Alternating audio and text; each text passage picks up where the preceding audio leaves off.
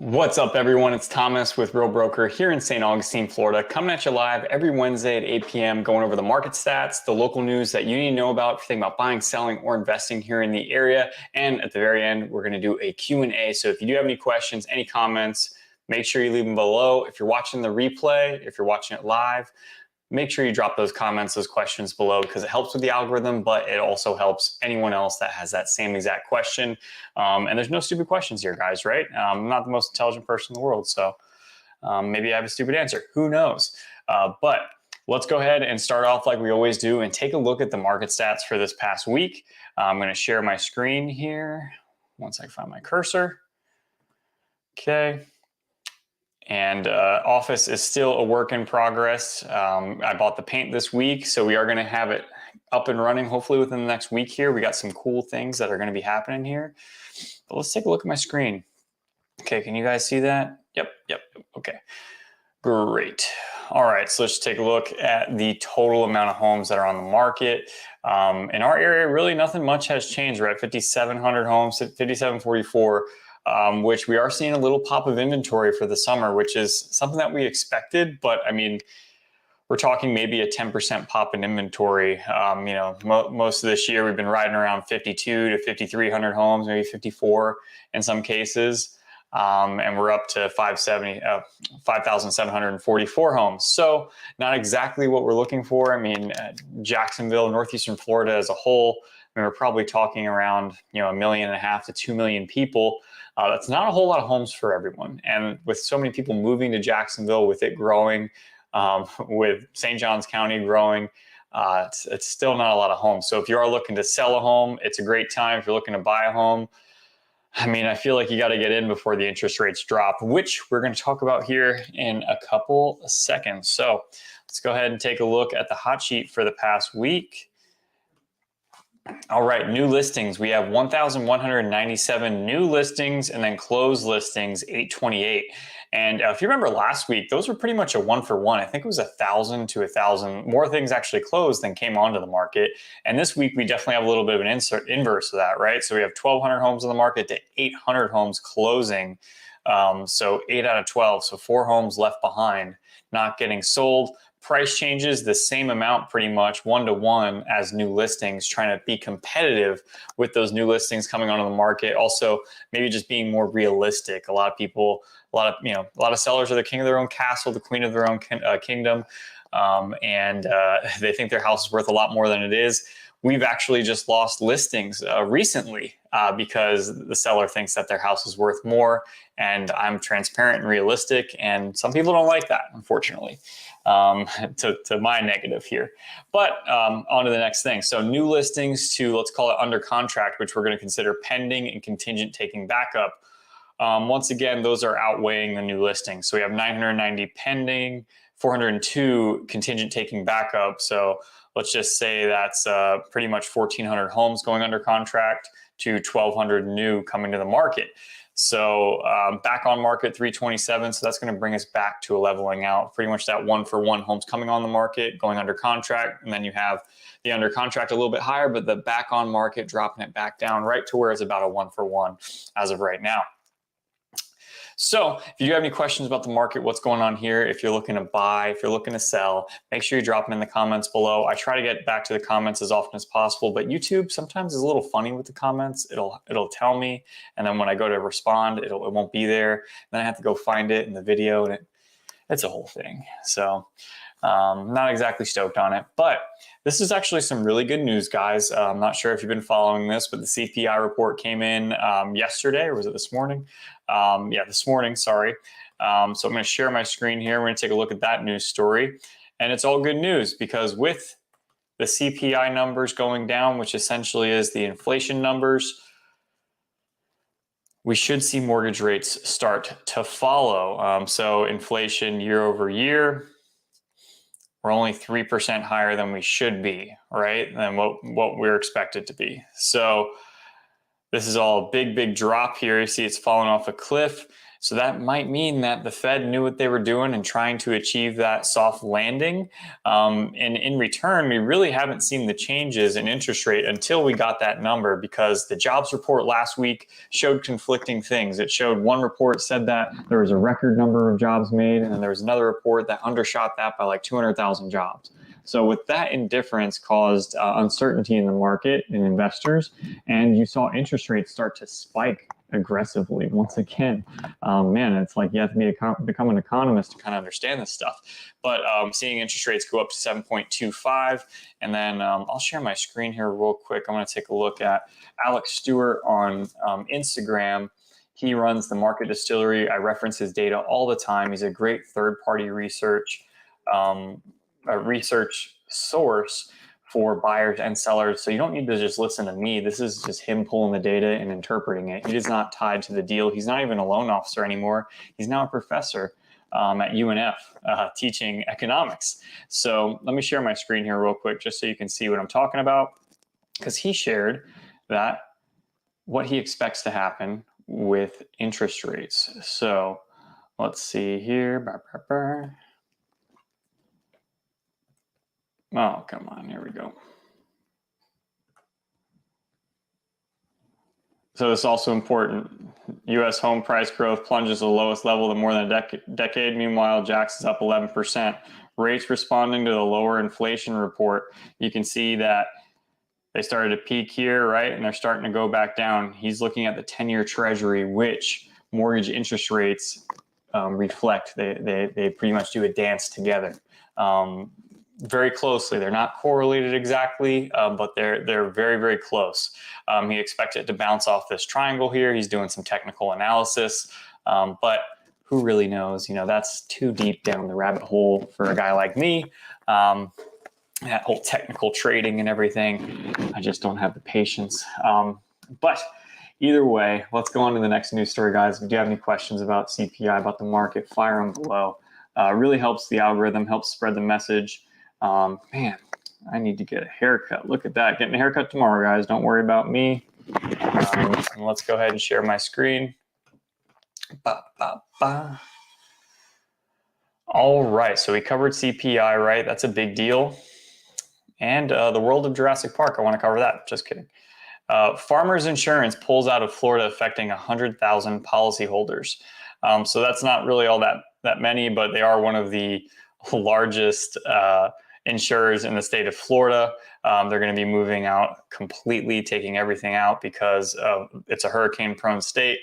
Who would have thought that Florida would be a hurricane-prone state? It's kind of like ridiculous that they pull out that. It's like we're surrounded by water on three sides, guys. Hurricanes are going to happen, but they're pulling out. And the reason I wanted to bring this up is because this is a hot topic here in Florida, and it's something that a lot of people are wondering what's going on. You know, the insurance market's so wild. You're hearing about premiums increasing thousands and thousands of dollars.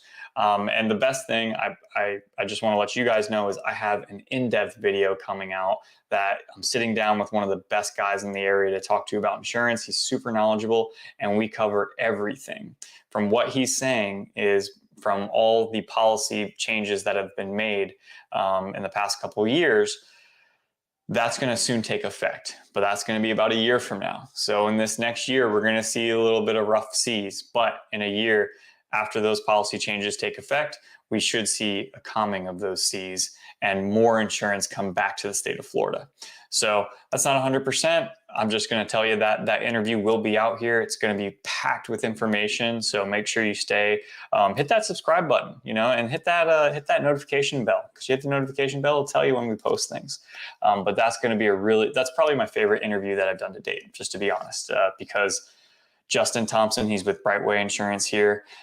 He's just as a stud. You message him and he gets back to you within 2 minutes. Doesn't really matter what time. He doesn't want to set that precedent for everyone, but I mean, he really does. He's so quick to get back. We tell him like, man, you're making us all look bad. Stop. Like, give us 2 hours.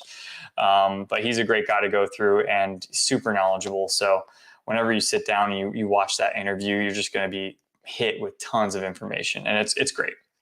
Let's go on to the next news story, guys. I'm going to share my screen here.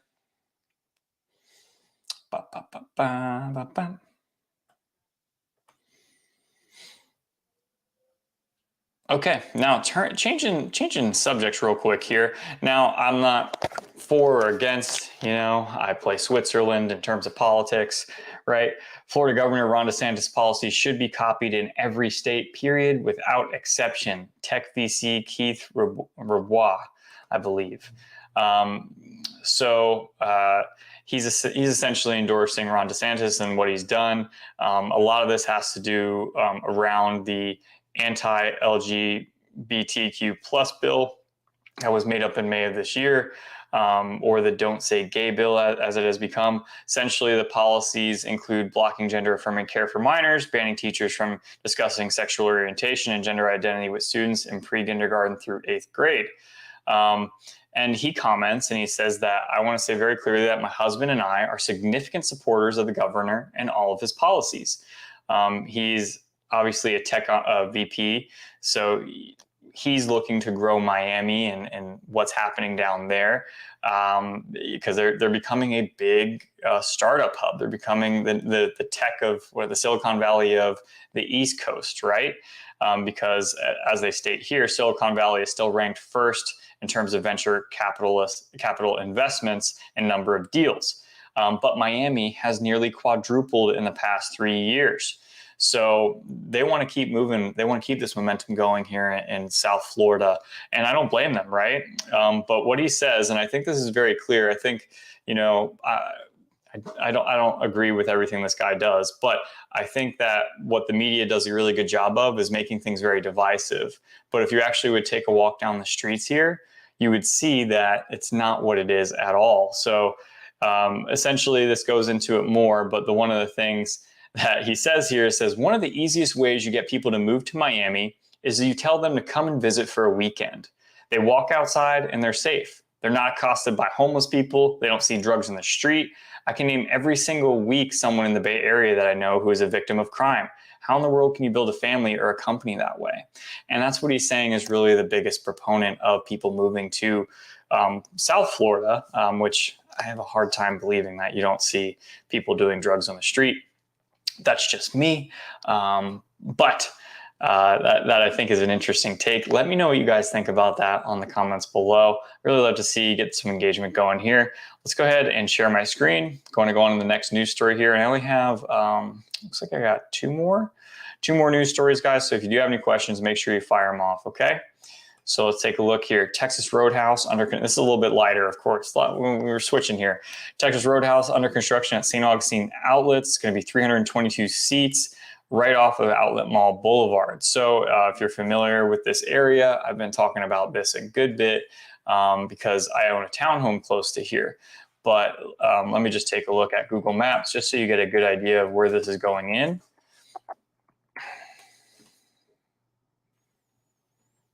Okay, so we're here right on 16 and 95. This is State Road 16. This is 95. You can see that they have the Adamek Harley Davidson. On the other side, these are the actual St. Augustine Outlets. This side was the indoor portion of the St. Augustine Outlets, which they've recently demolished. But it's going to be on one of these parcels, I believe, right here next to Fields Cadillac. Because right here, they're building a Baptist Medical South in this section right here. You got Fields Cadillac, the Harleys right here. And I believe the Texas Roadhouse is going right in this parcel right here, which would add to the suite of food that they've already added here. They have Ford's Garage. They got Texas Roadhouse right here. Of course, you have Chick-fil-A and everything over here. But on top of that, this area here is being cleared. And when they initially talked about developing this area, they talked about adding 350 multifamily units and 1 million square feet of commercial space for the specific area, which if you add the hospital here, you add Texas Roadhouse here, this whole area here really is prime for other developments to come in, maybe more restaurants, maybe more stores. But that would be a fantastic addition to this portion of St. Johns County, because really most of the development is in that northern part of St. Johns County, and 16 is more or less where, if you're at State Road 16 and 95, you're about 10 minutes from downtown St. Augustine. So most of the development really hasn't happened south of 16. It's all been north of 16. So the C16 started to build up, 207, the exit just south of that, that's starting to build up. I think that's pretty exciting stuff. So I know a lot of people in St. Augustine don't agree with me because the growth and everything in St. Johns County. But with growth, we should have more jobs. With that, we should have more competition, better paying jobs for the people that are living here, hopefully addressing the affordable housing crisis that we're having here. But we'll see. We shall see. And let's go to our last news story here, guys. If you have any comments, questions, make sure you fire them off below. I'm going to share this news story and I'm going to hop off for the night and try to have a relaxing evening. All right, let's take a look. And this is something that goes, once again, we talk about St. Johns County, their mobility plan, what St. Augustine is trying to do. New free public transportation hits the street in downtown St. Augustine. The Star Bus is free, circles the downtown area, and has 3 stops. It's completely free, which is fantastic. One's at the Visitor Information Center at the parking garage. The second is along the bayfront, and the third is near the cathedral by the government house. So that's going to open up, hopefully, some more parking spots downtown, and it'll get more people easy to go around with this service. Because, you know, the one thing with St. Augustine is that it is a walking city, right? So if you're going out, you're going to St. George Street, you can't drive on St. George Street, really. And finding parking near there within a quarter of a mile is difficult as well. So this is going to allow people to maybe park a little bit further, and then they'll be able to grab that bus and get in there. And then also maybe they don't have to traverse all the way across downtown St. Augustine. They hop on a nice air-conditioned bus on a 95-degree day and they get around the corner. Now, the trolleys are great. You know, once you get the trolley passes, you can ride those all around. They have a whole bunch of stops, but you have to pay for it, and it's also not air-conditioned. So I imagine those buses, especially during the summer, are going to be packed. So I'd be interested to know how many they're going to be adding to the fleet. But I think that's something that they will start to expand on. So I'm really excited about that. That's going to be very cool. I have an idea though. Now, if you are living here in St. Augustine, let me know what you think about this idea. I'm a little bit of a crazy person. But the one thing that really North Florida is missing, but one thing that St. Johns County is missing is a big park, like a nice park, like, you know, I'm from New York, so Central Park, Prospect Park. Prospect Park was amazing in Brooklyn. It's 800 acres, you know, bike loop. You can get lost in there, not even feel like you're in the city. I feel like St. Johns County really relies too heavy on the beaches, but I have an idea that if they open, like West Augustine is starting to develop, if they put a beautiful park in there, they put a bike lane, they're going up there, and maybe a bike loop somewhere around there, I think that would be really, really cool. I'm going to start looking at, maybe I can propose that to the county, because there's so much really vacant land and also huge parcels of land. And the county right now is looking for people to donate land to the county or sell it to the county for a nominal price.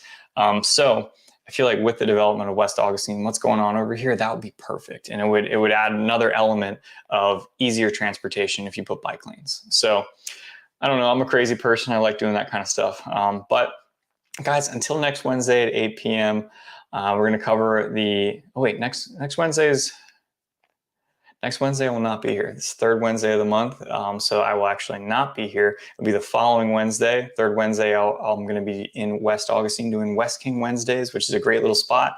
We went to Paper Route, which they now do a comedy showcase every Wednesday at 8 or 9 p.m. I think it starts. And it was fantastic. The last time we went, they had some really great comics there, and it was $10. They give you popcorn, you get to hang out.